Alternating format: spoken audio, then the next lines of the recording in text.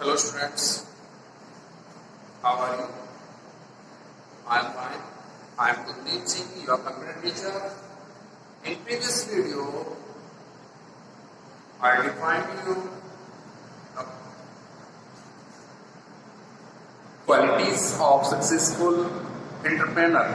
Today we will discuss about main function of entrepreneur. Main function of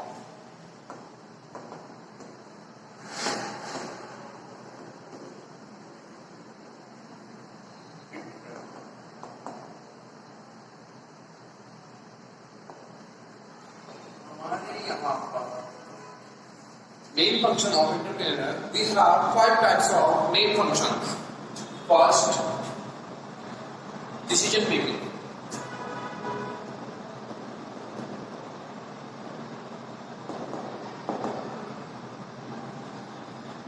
first है आपका decision making, second management control,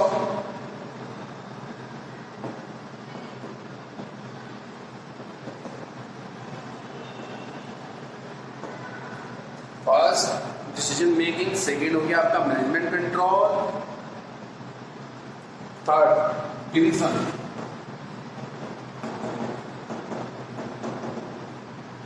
of income,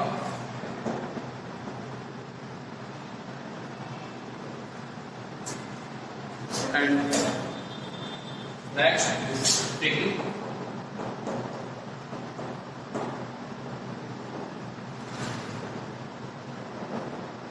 fourth हो गया आपका risk taking and unsaturated bargaining, and last one is innovation.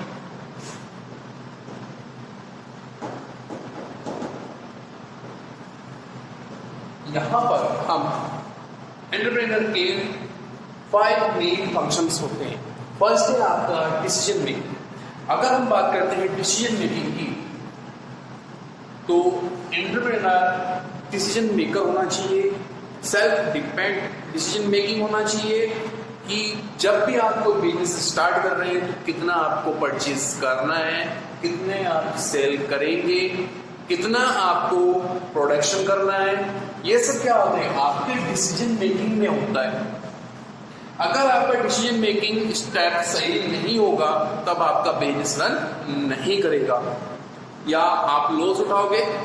तो यहाँ पर क्या होना चाहिए, what to produce, decision making में आना चाहिए what to produce, how much to produce, क्या बनाना है, कितना बनाना है, कितनी प्रोडक्शन करनी है, हाउ टू प्रोड्यूस, कैसे हम प्रोडक्शन कर सकते हैं, वेयर टू प्रोड्यूस, कहाँ हमें करना होगा. भाई आपने कोई बिजनेस स्टार्ट किया है उसमें आपको ये करना होगा नहीं, कहाँ पर स्टार्ट करना है बिजनेस आपको, ठीक है. How to cell,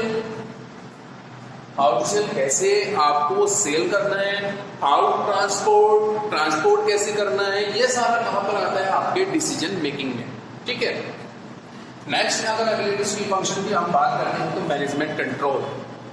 the most important अगर हम बात करते हैं it is the important functions of management control in any companies या एनी फर्म. अगर हम किसी फर्म की बात करते हैं या कंपनी की बात करते हैं तो वहां पर जो मैनेजमेंट होना चाहिए, अगर वो रूल रेगुलेशन फॉलो नहीं करेंगे, मैनेजमेंट की तरफ से जो रूल रेगुलेशन बनाया है एम्प्लॉय उस रूल रेगुलेशन को फॉलो नहीं करेंगे तो क्या होगा, क्या फर्म रन करेगी? बिल्कुल नहीं करेगी.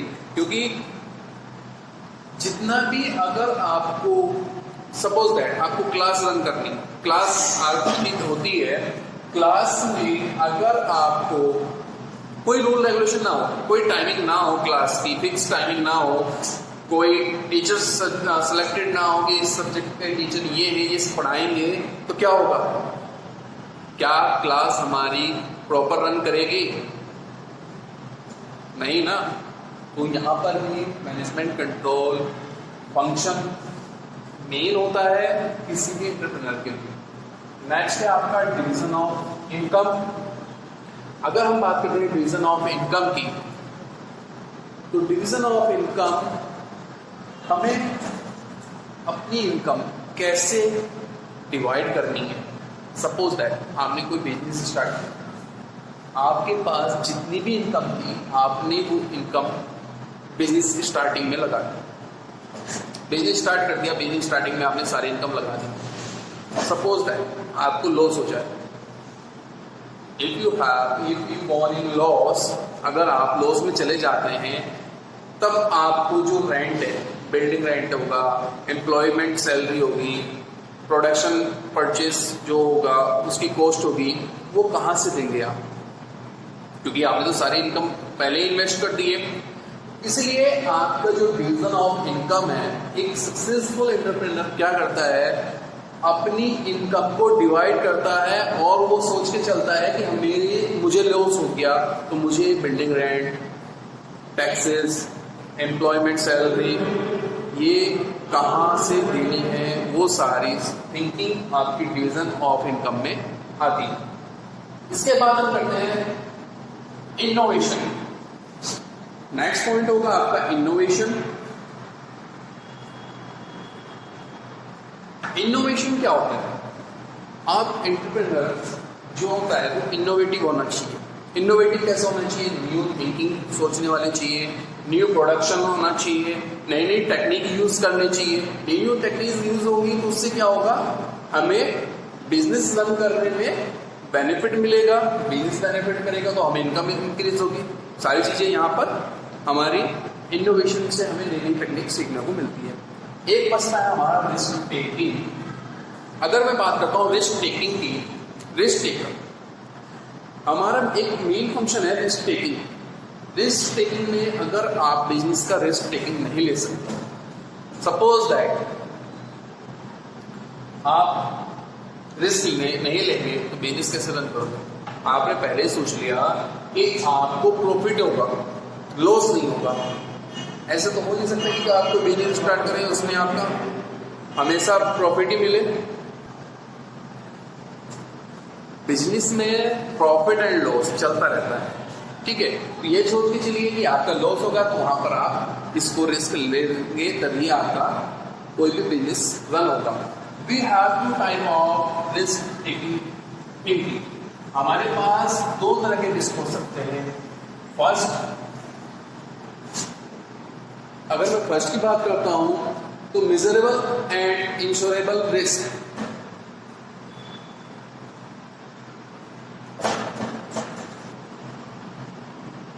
तो हमारे दो तरह के रिस्क हैं, miserable and insurable risk, and second one uncertainty risk.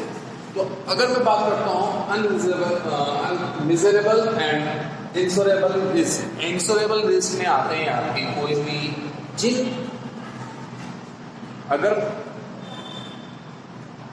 ऐसे रिस्क जिसमें आपको लॉस हो और लॉस इंश्योरेंसेबल में आ जाए, आपके इंश्योरेंस के अंदर आता है, तब वो कौन सा रिस्क होगा आपका? Miserable and insurable risk. Suppose that कौन कौन से हो सकते हैं, कौन कौन से रिस्क हो सकते हैं आपके?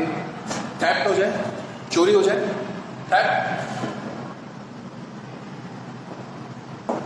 रिस्क हो गया, ठीक है। Loss goods in transit, transport में आपको लॉस हो जाए, ठीक है।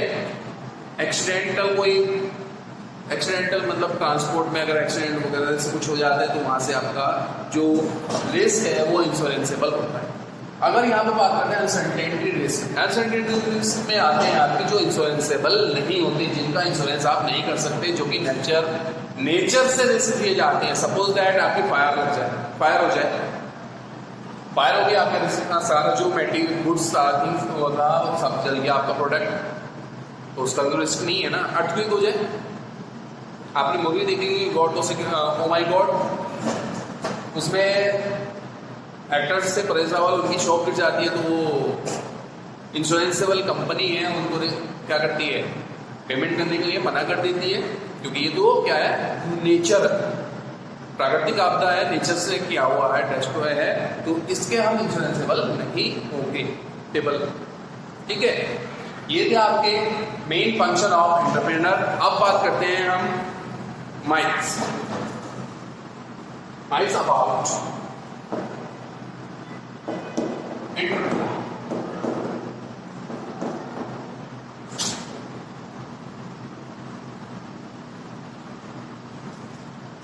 माइंड्स, कुछ भ्रम जो कि हमारे एंटरप्रेन्योर के अबाउट में हम सोच लेते हैं, या हम लोग उनको ये कहते हैं कि ये तो ऐसे ही आए होंगे, गॉड गिफ्टेड होंगे।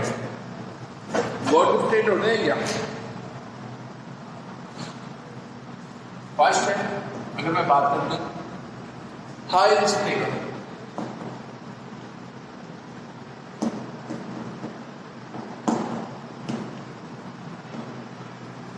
हाई रिस्क टेकर, अगर सपोज दैट आपकी क्लास का कोई टॉपर है, तो आप लोग उसके बारे में क्या सोचते हो? ये दिन रात पढ़ता होगा, स्टडी करता रहता होगा, सोता भी नहीं होगा, है ना? ऐसे कुछ सोचेंगे ना स्टूडेंट्स के बारे में। लेकिन वो सब क्या है? हमारे माइंड्स है। लेकिन अगर आप टॉपर से बात करते हैं तो टॉपर से आप बात करेंगे, वो यही कहेंगे हमेशा कि मैं फुल नींद लेता हूँ, अच्छे खाना पीता हूँ और टेंशन नहीं लेता, इसलिए मैं टॉप करता हूँ, लेकिन रेगुलर स्टडी भी करता हूँ। ठीक है, तो ऐसे एंटरप्रेन्योर्स की अगर आप बात करते हैं तो उनके बारे में कुछ मिथ्स हैं, काल्पनिक बातें होती रहती हैं। Suppose that high risk taker,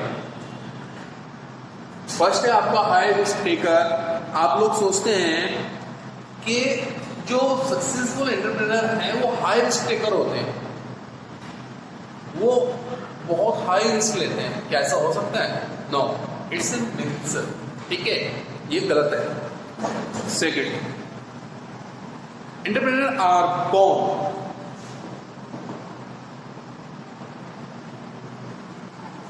ये गॉड गिफ्टेड थोड़ी होते हैं, पैदा होकर थोड़ी आते हैं, सभी एक साथ एक ही होते हैं।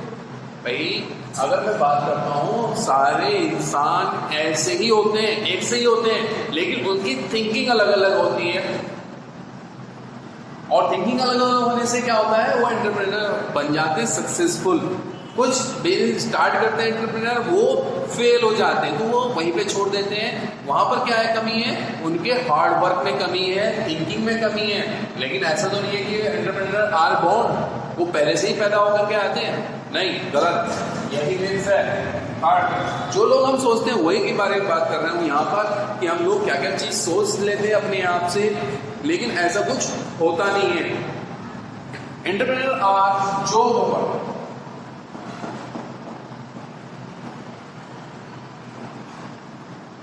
कुछ लोगों के माइंड में ये होता है, क्या माइंड में होता है कि जो एंटरप्रेन्योर है वो जॉब नहीं करते होंगे। ऐसा नहीं है, ये भी गलत है।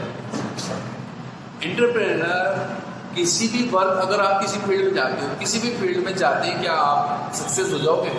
जब तक आप उस फील्ड की नॉलेज नहीं लेंगे तो आप सक्सेस हो जाओगे? कभी नहीं होगे,